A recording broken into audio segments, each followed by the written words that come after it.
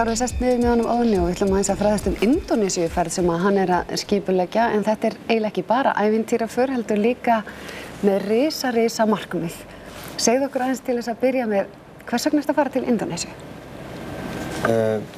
Ástæðan fyrir að ég sé að fara til Indónesíu að finna mína æsku slóðir, minn uppruna.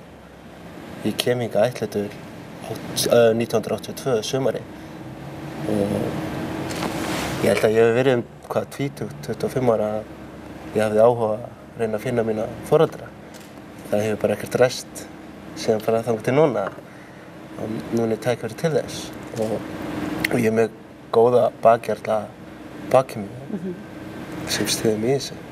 Og hvað hefur í höndunum þegar þú leggur á stað þú ætlar í rauninni að byrja það ekki á að finna móður þína? Já, sem sagt hugmyndin og mun væntanlega gerast að þetta verður 4 seríur, eina seríu á hverju ári. Þú ætlar að gera heimildaþætti og myndir ferðalagi? Já, fyrsta serían núna næstkomandi, 10. nóvember næstkomandi sem við förum út og verðum þar í mánuði í Jakarta og við erum í tengilið þar sem mun aðstoða okkur við þetta. Segðu mig, hvað hefur í höndunum núna þegar þú ert að fara að leggja af stað? Mínu foreldrar og ég sjálfur, þau afhentu mig þessa fæðingamöppu svokallega sem fylgdu börnum sem komu þaðan.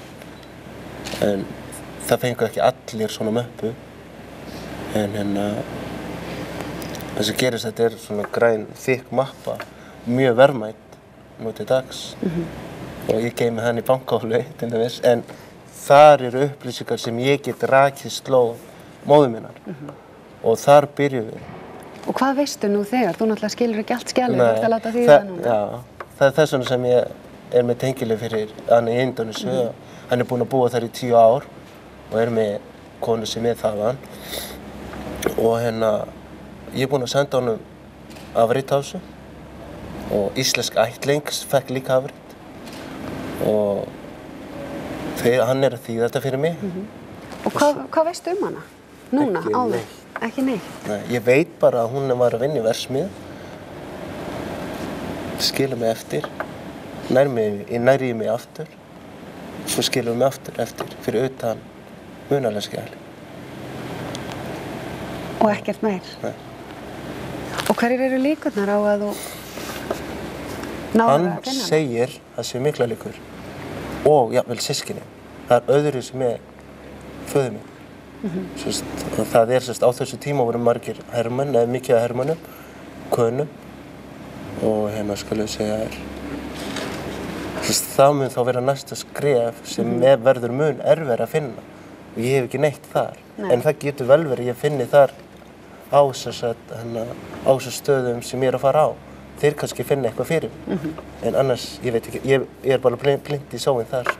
En nú hefur maður heyrt í fólki sem ættleitt allan heima. Það ekkert allir sem að vilja finna þessa, maður veit ekki hvort maður á að kalla foreldra eða DNA-foreldra eða þú hefur átt foreldra hér á Íslandi. Sem búin að vera mér alveg indæl og bara búin að styðja mig bara bak við súrt og sætt. Og ég á líka góð systkini. Hún ættleitt líka, systir mín og bróðir minn hér. En systir mín hefur ekki eins mikil áhuga, mikinn áhuga. Hvað vonastu til þess að fá út úr þessu ferðalagi? Fyrir þig persónulega?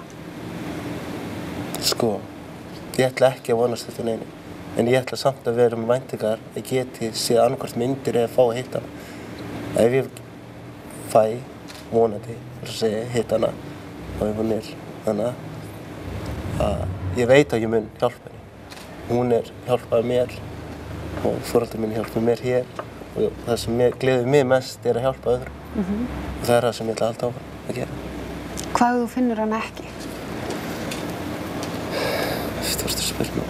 Hvað ég finn hana ekki? Það sko, ég get ekki svara þessu núna. En þegar maður kemur á staðinn og hann búinn að finna alla þessa staði sem við þurfum að fara á og leiðu það búið og ef það ekkert að finna, þá finn ég kannski ekkert á þessu tíma, en ég það þrjóskur að ég mun finna hana. En þú sagði mér frá því að það væri mikil rætt ættleiðingar og leit barna frá Indónesíu að uppruna sínum í fjölmiðlum þarna úti. Já, það það. En ekki samt frá Íslandi. Núna ég fyrsti aðilinn sem gerir svona verkefni, svona stórt. Sumir hafa jú farið og fundið foreldra sína en ekki meir. En til dæmis alveg íslensk ættleiðing segir, við erum í lokari grúppu á Facebook sem 80 manns, en það mun fleiri ættleiðingar í kringum. Þess að hér á Íslandi, mun fleiri. En ég fyrsti sem að fara að ætla mér að finna mínu foreldra og gera mynd þetta. Það leiðir þá áfram til þeirra sem kannski vilja finna sína foreldra, þá þetta einhver hugmynd sem þeim kannski dettur í hug að gera líka.